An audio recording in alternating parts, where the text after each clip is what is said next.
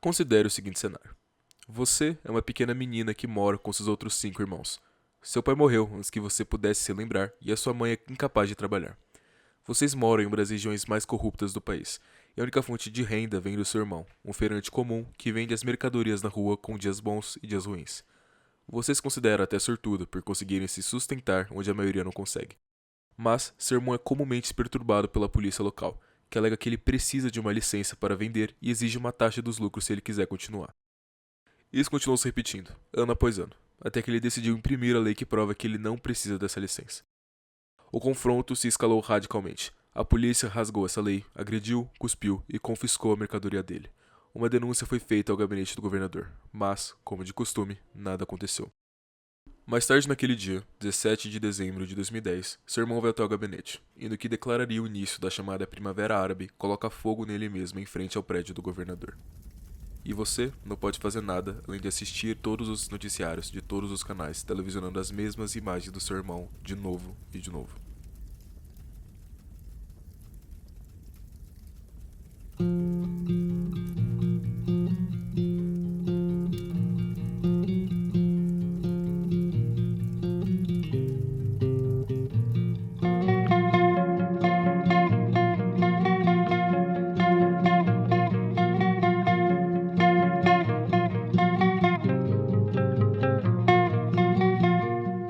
Say I'm louca because I am your girl.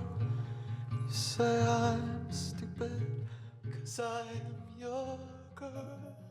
O nome desse homem era Mohamed Bouazizi, um vendedor da Tunísia que ficou mundialmente famoso pela sua morte. Ela foi a expressão mais pura de protesto a um governo que oprime e sufoca o cidadão até ele não ter mais voz.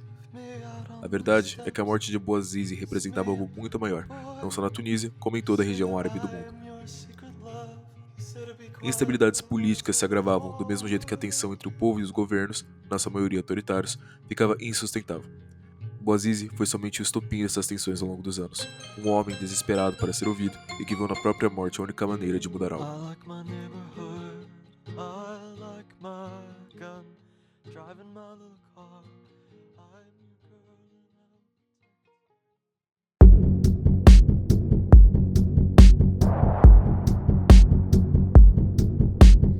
A Primavera Árabe foi um movimento histórico que rompeu na Tunísia em dezembro de 2010 e rapidamente se disseminou por todo o mundo árabe, abalando regimes autoritários e desafiando décadas de status.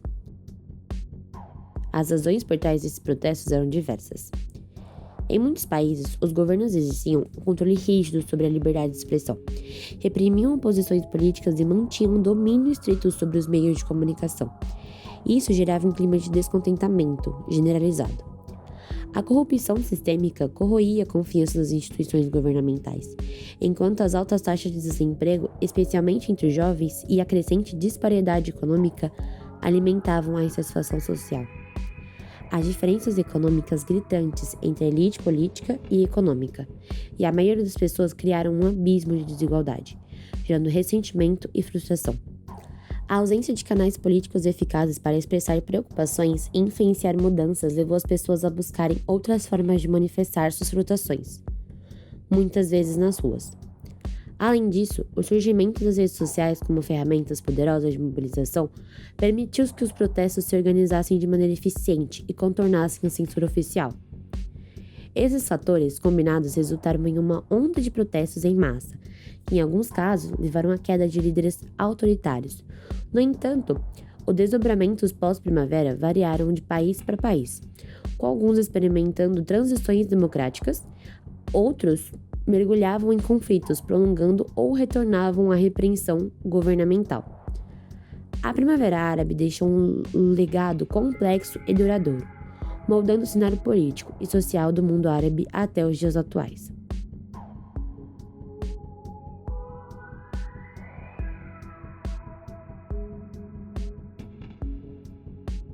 Agora vamos falar um pouco sobre os países envolvidos na Primavera Árabe. A Primavera Árabe ela se desenrolou em diferentes regiões, explorando os contextos políticos, sociais e econômicos que moldaram e continuam moldando o destino desses países.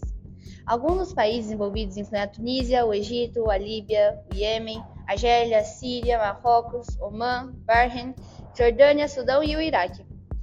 No Egito, os dias de fúria marcaram o início da revolução, com milhares de cidadãos nas ruas exigindo a saída do presidente Hosni Mubarak. Os irmãos muçulmanos desempenharam um papel crucial ao canalizar os anseios da população e garantir a continuidade do Estado de Direito. Além disso, o Egito enfrenta um sério problema de desigualdade social, destacado pelo Índice de Gini, que, com um valor de 32, o coloca como o 90º país com maior desigualdade no mundo. Na Líbia, o objetivo era derrubar o governo do ditador Muammar al-Gaddafi, que acabou sendo morto 2 meses após o início do processo. No entanto, isso mergulhou o país em uma terrível guerra civil, que se destacou como um dos movimentos mais violentos da Primavera Árabe. Nos 3 países, Tunísia, Egito e Líbia, os movimentos sociais tiveram um impacto significativo. Eles se opunham aos regimes políticos estabelecidos, buscando transformações governamentais e lidando com altos índices de desemprego e desigualdade social. Além disso, a situação econômica era precária, com altos níveis de pobreza.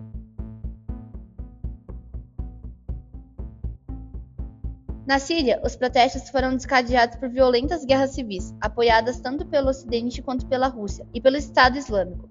O objetivo era se opor ao regime do ditador Bashar al-Assad, que governou desde os anos 1965. No entanto, esses protestos frequentes resultaram em terríveis consequências, incluindo o uso de armas químicas e biológicas, resultando em milhares de mortes e 1 milhão de refugiados. O conflito interno gerou um enorme impacto demográfico na região, desafiando a capacidade dos países receptores e as políticas de cooperação internacional.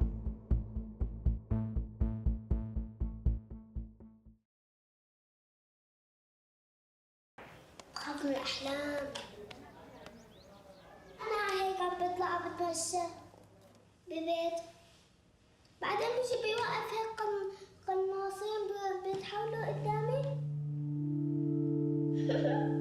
بعدين بيقوصوني، واحد بيقوصني هون، واحد بيقوصني هون، واحد بيقوصني هون، واحد بيقوصني هون.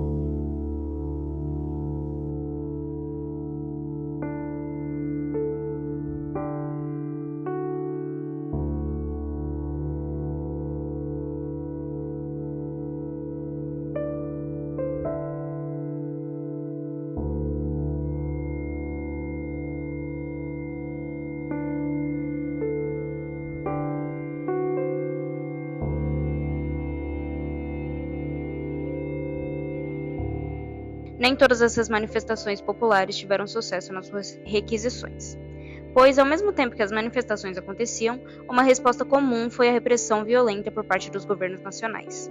Em função disso, muitas pessoas ficaram feridas e outras foram mortas durante as tentativas de reprimir os protestos, além dos milhares de desaparecidos e refugiados que buscaram abrigo em outros países. É estimado que o número de vítimas fatais no Egito tenha sido de 846 pessoas no primeiro ano de protestos. Já na Líbia, o número de mortes pode ter superado os 5.000, considerando apenas as fatalidades entre as forças rebeldes. No Iêmen, aproximadamente 200.000 pessoas foram mortas durante a guerra que se seguiu aos protestos, enquanto a Guerra Civil da Síria já fez 507.000 vítimas civis nos últimos 13 anos. A instabilidade na região também criou um terreno fértil para grupos extremistas e terroristas, como o Estado Islâmico, que aproveitou a lacuna de poder em várias áreas para estabelecer o seu domínio. Os conflitos e a instabilidade resultantes da Primavera Árabe levaram a uma migração em massa de pessoas que buscam segurança e melhores condições de vida. Isso gerou uma crise de refugiados na Europa que teve um impacto profundo nas políticas e na sociedade europeia.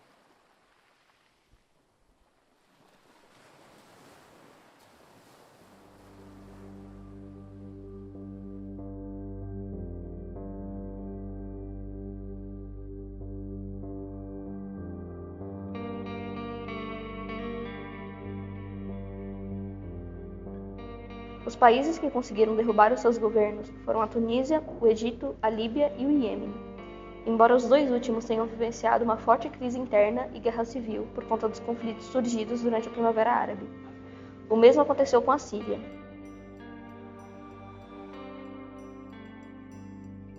Alguns países conseguiram realizar pequenas mudanças em seus governos e na vida da população, como a Arábia Saudita e Marrocos, embora o resultado geral não tenha sido esperado na maioria dessas nações. Precisamos destacar a maneira como os protestos foram amplamente divulgados internacionalmente, recebendo apoio de diversas pessoas pelo mundo graças a uma comunicação muito mais rápida do que a vista nos jornais. Ao mesmo tempo que a população árabe demonstrou a sua grande capacidade de mobilização em frente aos regimes autoritários impostos em muitos países do norte da África e do Oriente Médio. Hoje, apesar de todos os protestos, das marchas e de terem conquistado a queda dos líderes, o sistema permanece intacto. As mesmas elites sempre acabam retornando ao poder e, na maioria dos casos, só existem duas organizações grandes o suficiente para tomar o controle do governo: os movimentos islâmicos ou o exército. Isso demonstra que a Primavera Árabe não conseguiu conquistar tudo que as massas que moram nesses países desejavam. Apesar disso, as marchas de 2019 e 2021 mostram que eles não estão dispostos a desistir e se contentar com o que está acontecendo.